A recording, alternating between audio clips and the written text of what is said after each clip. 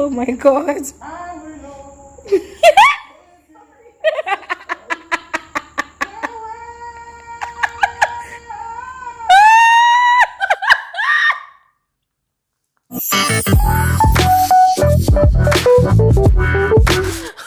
my god. Okay, guys, for real. I'm trying so hard to control myself. Anyways, a new season of Nigerian Idols is back, and it is Nigerian Idol season 7. And to be very frank with you all, I wasn't particularly looking forward to a new season of the show because, of course, of how last season had actually panned out. Yes, I had my reservations about the judges, I had my reservations about their style of criticizing the contestants, I had my reservations about how they literally handled the show. Yes, and I don't know, we had all our arguments, we had all our differences. I got dragged, I got bashed, there was a lot of things that actually happened last season, and to be very honest, I told myself, yes, Glory, if you're gonna come back to do this, then you totally need to be ready to get dragged again. And I have a weird feeling that it's gonna start with this video, but I don't really care. But anyways, you're welcome back to my YouTube channel. My name is Glory Elijah, and this right here is Frankly Speaking with Glory Elijah. I am the girl with the T, and the T of this particular episode is all about the first audition. Yes, the beginning of the new season of Nigerian Idols season 7. And guys, tonight's episode was really interesting. I had a good laugh, and to be very frank, I did not regret watching it. The experience was totally rich. So first things first, there are two major things I want to point out. Yes, to some of you it might not be major, but for me they're actually major. So number one, I noticed that there are some contestants that did not really scale through to the finals from MTN Yellow Star of 2020 that actually came to audition for this season of Nigerian Idols. And to be very frank, guys, I am super excited because I know those people. They are very good. One of them actually auditioned and got a super yes. She got a golden ticket. I'm talking about Faith. And I know we weren't perfect, but I've never felt this way for no one. But for the other person, I can't really remember her name. She plays the guitar, the acoustic guitar. I'm yet to see her audition, but I'm very optimistic that she's going to do great. That's the first observation. Now, the second observation is about 17-year-old Itohan.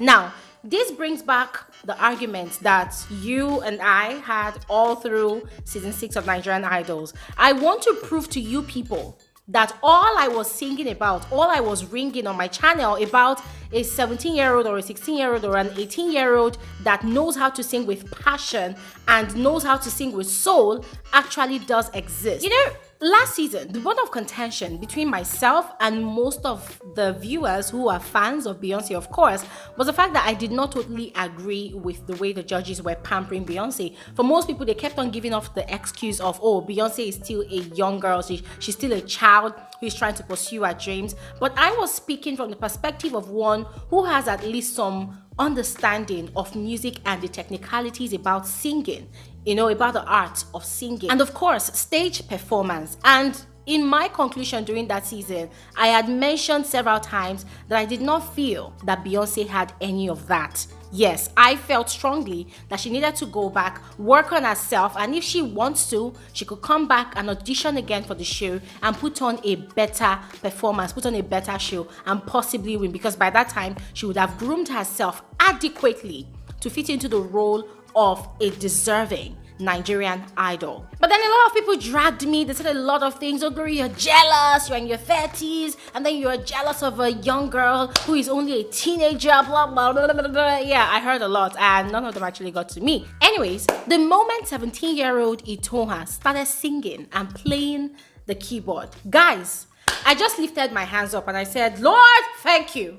I am vindicated. Guys, I was just singing hallelujah, saying, yes, Glory Elijah has finally been vindicated. That yes, so for real, 17-year-olds or 16-year-olds that can actually sing with passion, with soul, yes, with crazy vocal prowess, they actually do exist. Now, aside that, another very interesting aspect of this new season that I just could not help but, you know, watch keenly were the judges. Yes, I'm talking about Obi Asika, Simi and D'banj. Yes. So we no longer have Shay, we no longer have DJ Sose, but we still have Obi Asika. So apparently, it is his record label company that will be signing on whoever emerges the winner of this season of Nigerian Idol. So of course, he has to be amongst the panel of judges so that he can, properly scrutinize the talent that is potentially going to join his record label, right? Which makes a lot of sense.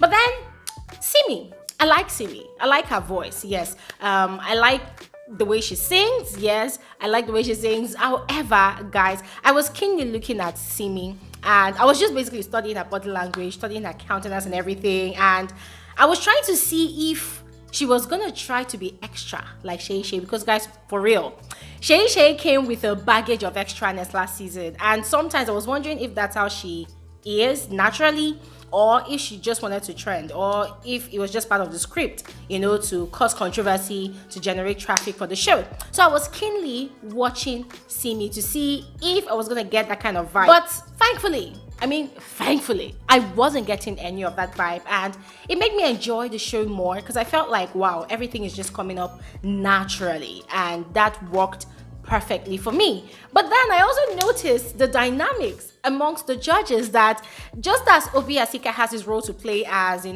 manager of a record label or CEO of a record label, or looking to recruit new talent that is deserving, yes, and very, very talented, Simi is there as one who is very knowledgeable about singing, about music, yes, composure, the way you handle your voice, vocal prowess, breath control, talking about all the technicalities that comes with singing, being a singer. Yes, being a singer, Simi is there to handle all of that, at least from my perspective. And then for D'banj. Guys, I was just looking at D'banj today, especially when Simi asked her a question that, what do you think about this girl's performance? I can't even remember the girl's name. And D'banj was like, I like her. Simi said, no, I'm not asking if you like her. I'm asking what you think about her performance. And D'banj was like, oh yes, I like her. And I'm like, okay, here we go again. We have another DJ Sose in the building. Someone that does not really understand all the technicalities of music, of singing, but is actually a good performer. Yeah. And so guys, to be very frank, I like D'banj. I like his music. I like the way he performs. Although in my opinion, he does not qualify to be called a great singer, but he is a great performer. He is a great entertainer. Yes. So Simi can 100% pass for a great singer. She can pass for one with an amazing voice that understands how to handle a song and handle her voice as well. But talking about being a great performer, I don't know. I've never really watched Simi perform. Now, aside the judges, guys, the contestants that did come on to audition today, they made me laugh. Oh my God, the first guy that came, all confidence and all whatnot. I want to sing. Brah, sing for us. And Brah was giving us, as if he wanted to scatter the whole auditorium. I say, Brah, calm down. Be calming down. You're not coming to come and fight war. But that one did not even crack me up well. The one that now cracked me up properly. Let me look for his name, because that guy is very, very special. What is that guy's name? Hey, my Lord Almighty. Guys, I cannot remember his name. I can't even remember if I wrote his name down. But you see that guy? That guy came with all confidence that he is going to emerge the king of Nigerian Idol Season 7. That he's going to be the winner. That he can sing. He is this, he is that. I think he's from Benue State. But when Brah came and opened his mouth, he carried a poker face, and he was thinking, I'm like, dude, are you for real?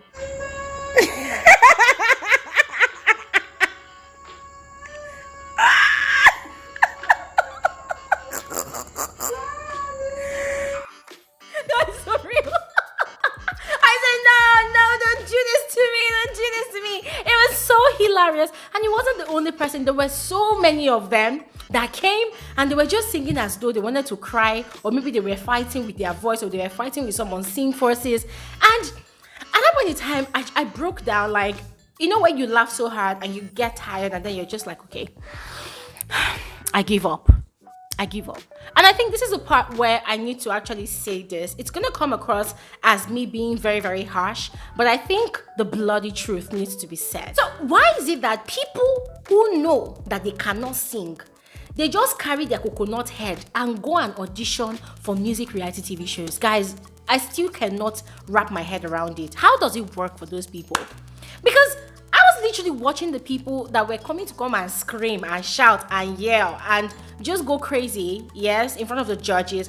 And I was wondering, like, okay, how do you feel?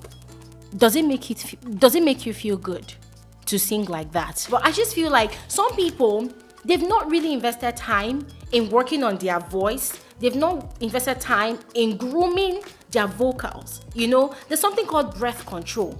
There's something called keys, notes, yeah? You handle all those things. You learn how to stay on key when you are singing. You learn how to sustain when you are singing. You learn how to ad-lib. You learn how to, modulate. I mean, there's so many musical technicalities out there that if you want to have a career as a singer, a career in music, you need to learn. And gone are those days when people are going to complain that, oh my God, I don't have money to go to music school. Bruh, you can learn online. There are videos on YouTube. There are podcasts that you can listen to. There are so many resources out there online today that people can actually tap into and groom themselves and grow their careers in music. But I saw so many people coming on today and they were just opening their mouth and they were just coming out and I'm like, you know what? I'm done. But so far so good. I had so much fun tonight. Yes, I mean, I think about 12 people or more were given the golden ticket, and that made me wonder, okay, how many more people should we be expecting? But regardless, I have a good feeling that I and the judges, we're going to have a smooth ride this season. Although I'm not banking on that just yet because some crazy cray might want to come up. But then I'm enjoying the vibes already. The judges are being fair. The judges, they are being straightforward. Although somebody needs to hold D'banj because D'banj is just basically liking everybody's appearances without even thinking if they know how to sing or not. So someone should please hold D'banj and tell D'banj that we don't want him to be liking the contestants. We want him to be paying attention to their performance since he is a great performer, period. And that's it. Ladies and gentlemen, this is where I'm going to be ending this particular episode of Frankly Speaking with Glory Elijah about the new season of Nigerian Idols. I'll see you guys on another episode. All right, if you're following Bibi and Zamzi, I'm still doing up videos. Don't forget to check them out on my channel and I'll see you guys shortly. Bye.